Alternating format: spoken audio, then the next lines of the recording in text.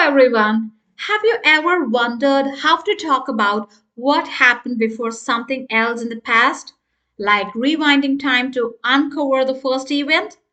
Welcome to today's lesson on the past perfect tense, the time machine of grammar.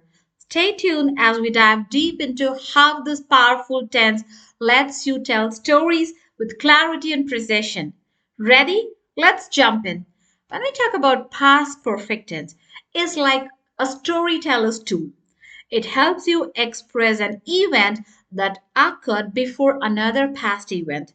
By using this tense, you can create a clear timeline of actions, making it easier for your listener or reader to understand the sequence of events. So here's the key. When we say the past perfect tense, it's about the earlier event. And if it is in simple past tense, then the later event. You will often find it paired with time related words like already, just, never, not yet, once, and until that day to give a sense of when the earlier event happened. Think of it as the past in the past that lays the foundation for the story you're telling. Sounds funny, right? Here we see some examples. They had started cooking before the guest arrived. In this example, the action of starting to cook happened first, which is the past perfect tense, had started, and followed by the guest arriving in simple past tense, guest arrived. Got it? Then the second one, she was tired because she hadn't slept well. The reason for her tiredness was the earlier event of not sleeping well, which is in past perfect tense, hadn't slept. And her tiredness is expressed in simple past tense, was tired. We had a problem on the highway, that's why we were late. So they have encountered a problem on the highway. That's why they are late. Here, the problem had encountered, right? Had a problem. This one occurred before the action of being late, were late, which is in simple past tense. Let's see the structure of past perfect tense. We form the past perfect with the auxiliary have in the past tense and past participle of the verb, which we call it as the third form of the verb. So the structure is subject plus had plus past participle of main verb. They had slept all night without waking up once. So here the subject is they and plus had and slept is the third form of the verb. We had hiked up the mountain and camped at the top. So the subject is we plus had plus past participle, which is hiked. She had given him so many presents. She is the subject, had plus given past participle or the third form of the verb.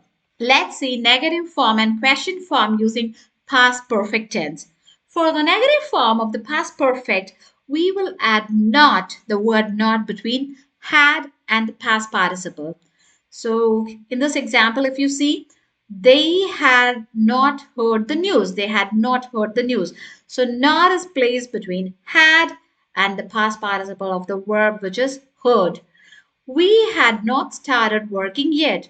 Again, the not is placed between had and the past participle of the verb which is started. She hadn't taken her break, which is had plus not. So not is placed between had and taken. And if you want to use past perfect tense in the question form, you need to exchange had with the subject.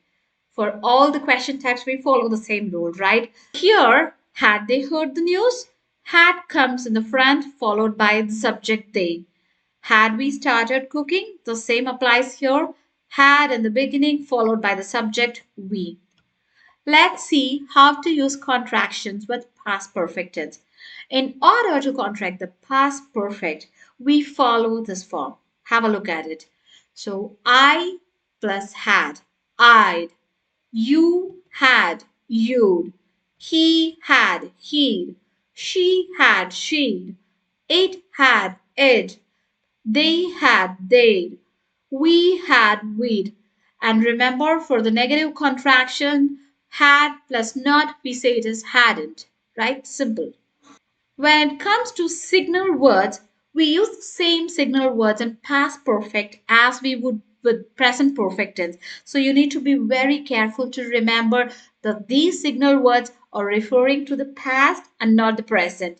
The signal words are already, just, never, not yet, once, until that day. Let's see some examples using the signal words. She had already met him 2 times before he asked her to dinner. So here in this example, the word already emphasized that the meeting had met, which is in past perfect tense, right? Occurred twice before he asked her out. Asked, which is in simple past tense. They had just arrived in London when a huge storm began. The word just highlights how closely the earlier event had just arrived. Past perfect tense preceded the storm starting. The word began, which is in simple past tense. We had never met before. It was love at first sight. So here, the word never emphasizes that there was no previous meeting, had never met, which is in past perfect tense. Before the moment they fell in love, right? Was. That's in past tense. And we use past perfect tense to talk about the order of events in the past. So it is most often used with the simple past tense. It expresses the past in the past. The flight left at 9 a.m. We arrived at 9:30. The flight had already left when we got to the airport. So here the past perfect tense had already, if you see the word here, had already, which shows that the flight departure occurred earlier, while the past simple got expresses the later event of reaching the airport. The next example, she wasn't hungry because she had just eaten. Her lack of hunger wasn't hungry is in simple past tense, explained by the earlier action of eating, had just eaten, which is in past perfect tense. They hadn't called because they were still on their flight. Here, hadn't is in past perfect tense and were past simple. She had never met him before the dinner the other night. In this example, the past perfect had never met clarifies that no meeting happened prior to the dinner met, which is in past simple. Okay?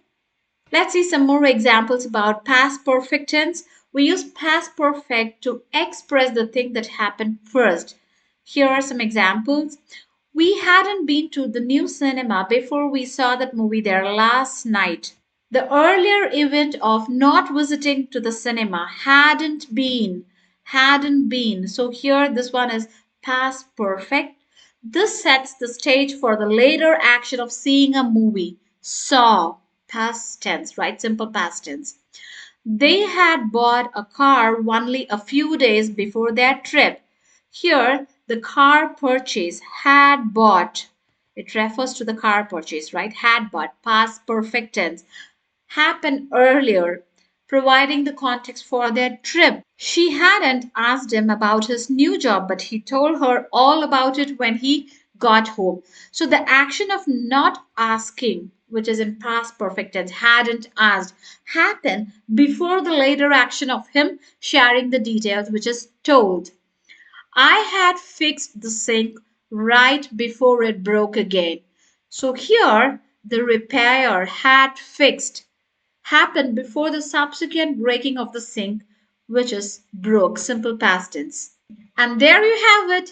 The past perfect tense is your go to grammar tool to rewind time and clearly show what happened first. So, next time when you are telling a story or explaining events, make your timeline crystal clear with the past perfect. Don't forget to like, share, and subscribe for more grammar hacks and storytelling tips. See you in the next video. Bye bye.